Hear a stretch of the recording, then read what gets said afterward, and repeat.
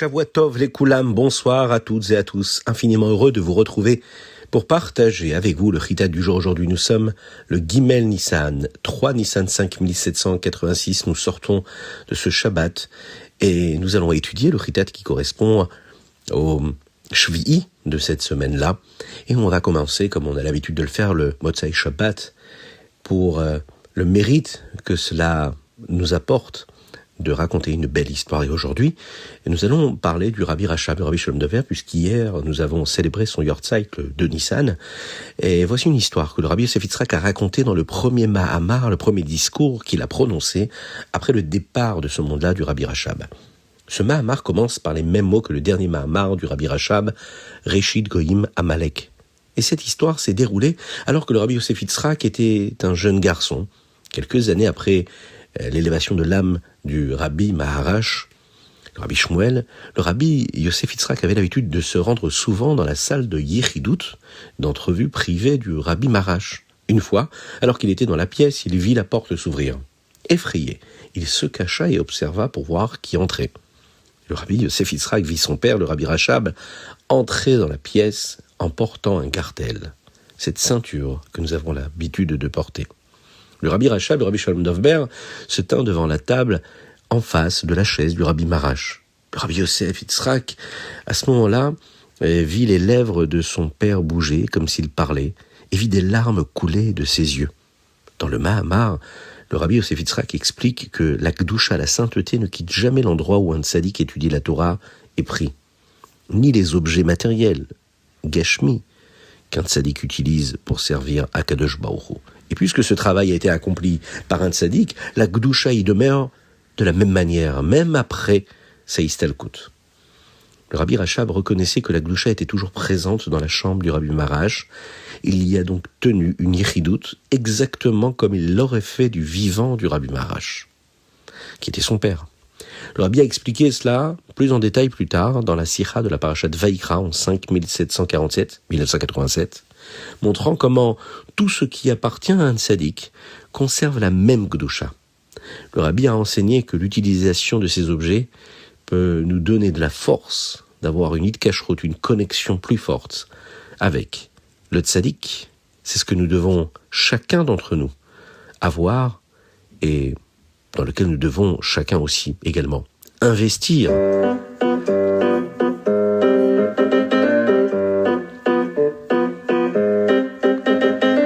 Et nous commençons avec notre Chumash, Parashat Vayikra. Dans le Chumash d'hier, Akadosh Baruch Hu a dit à Moshe Rabbeinu que pour certaines avérotes, certaines fautes, une personne apporte un korban khatat en fonction de ses moyens. Un korban olev et yored, ça pouvait être un mouton, ça peut être une chèvre, ou simplement 2 oiseaux. Que doit faire quelqu'un qui a commis l'une de ces fautes, mais qui n'a même pas assez d'argent pour acheter 2 oiseaux? Akadosh Baruch Hu dit à Moshe Rabbeinu que cette personne peut apporter un sacrifice de farine, une mincha, à la place. Mais le korban mincha là n'est pas comme celui que l'on apporte en cadeau, en nedava. Il n'y aura ni huile ni épices sur la farine, car il est offert pour une faute. Le Kohen brûle une partie de la farine sur le misbéach, et le reste est destiné au Kohen pour être mangé dans le Beth Amikdash. Pour des fautes plus graves, une personne doit apporter un autre type de sacrifice qui est appelé le korban hacham, sacrifice de culpabilité, hacham. Il en existe plusieurs types, mais nous en apprenons 3 aujourd'hui. Le premier, hacham meilot. On apporte ce sacrifice si on a commis une meila, c'est-à-dire une profanation. Par exemple, si on a tiré un profit, une hana'a de sacrifice, qu'il était interdit de consommer. Il faut également rembourser ce qui a été pris, plus 1/5 supplémentaire, et cet argent est donné au Kohen. Deuxième type de korban dont nous allons parler aujourd'hui, c'est le hacham taloui. Ce sacrifice est apporté si une personne n'est pas certaine d'avoir commis une faute grave, qui est punie de karet, retranchement. Par exemple, si elle a mangé un morceau de graisse sans savoir s'il s'agissait de chelev, c'est-à-dire la graisse interdite dont nous avons parlé, ou d'une graisse autorisée, eh bien elle apporte un hacham taloui au cas où elle aurait mangé de ce chelev qui est interdit. Enfin, troisième type de hacham ici, c'est le hacham gezelot. On apporte ce sacrifice si l'on a fait une promesse mensongère concernant de l'argent devant le Beth Din, devant le tribunal, comme nier une dette alors qu'elle existe. Il faut rembourser l'argent, ajouter 1/5 et apporter le sacrifice pour obtenir le pardon d'Akadosh Baruch Hu. Teilim Yom Gimel. Et aujourd'hui, nous lisons du 18 au 22, du Yutret au Chavbet. Certains jours, nous disons pendant la Tfila le Teilim Chaf. Mais le jour où l'on ne dit pas le Tachanunim, comme par exemple pendant le mois de Nissan, le Teilim 20 n'est pas inclus dans l'office. Cependant, le Rabbi Yosef Yitzhak a instauré une tagala, une règle, de dire ce chapitre chaque jour, même sans Tachanun. À quel moment? À la fin de la Tfila. Nous disons le chapitre 20, chapitre Chaf, juste après la prière, avant les Teilim quotidiens.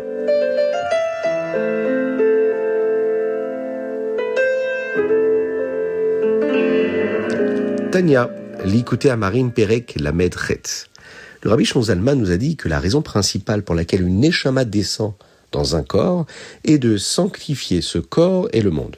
C'est pourquoi il est si important de prononcer les mots et de faire les mitzvot. Pourtant, il est important d'avoir de la kavana, de l'intention, car elle est comme la Neshama, l'âme ou le nefesh de la mitzvah. Les sages disent qu'une mitzvah sans kavana est comme un gouffre, comme un corps sans nefesh, sans âme, sans vie. Quelle est la différence entre un corps avec et sans âme? Chaque chose dans le monde possède une chayut, une force de vie d'Hachem pour exister. Bien qu'Hachem y soit caché par la klipat noga, cette écorce-là qui est faite de bien et du mal, en fonction de ce que nous allons faire de cette énergie que nous avons. Cependant, on voit une différence entre la vitalité d'un simple corps et celle d'un être qui a un corps et une âme. Bien sûr, un corps a de la valeur même sans âme. Par exemple, une vache qui a subi la shrita, d'accord, n'a plus d'âme, mais pourtant son corps demeure. Nous pouvons toujours utiliser sa viande pour le repas de Shabbat. On peut utiliser sa peau pour faire le parchemin d'une mezouza ou d'un sefer Torah. Pourtant, on ne peut comparer un morceau de viande à une vache vivante. Une vache vivante avec un corps et une âme possède une vitalité bien plus visible. Et de la même manière, une mitzvah faite sans la kavana a de la valeur aussi. Mais elle ne peut être comparée à la vitalité d'une mitzvah qui est faite avec la kavana, avec la bonne direction de pensée, avec la bonne intention.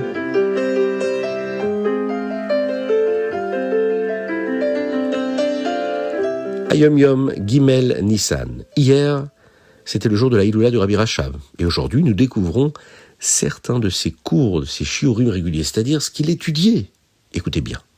Il étudiait la partie de Chumash avec Rashi, ce qui correspond à ce que nous étudions de Chitat. Une partie de Torah, Nevi'im et Ktuvim par cœur, Tanakh. Un chapitre de Mishnayot. Il étudiait dans la partie Gemara Leiyun, c'est-à-dire l'étude approfondie de la Gemara, pour finir 2 pages par semaine.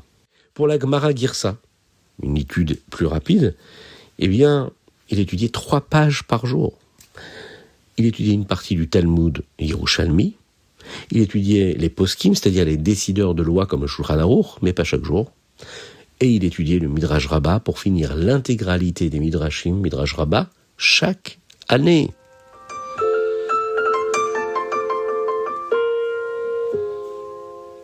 Rambam, Ilchot Eruvim, Pereg Lamed. Alors, nous sommes à la fin des Ilchot Shabbat et nous allons commencer les Ilchot Eruvim aujourd'hui.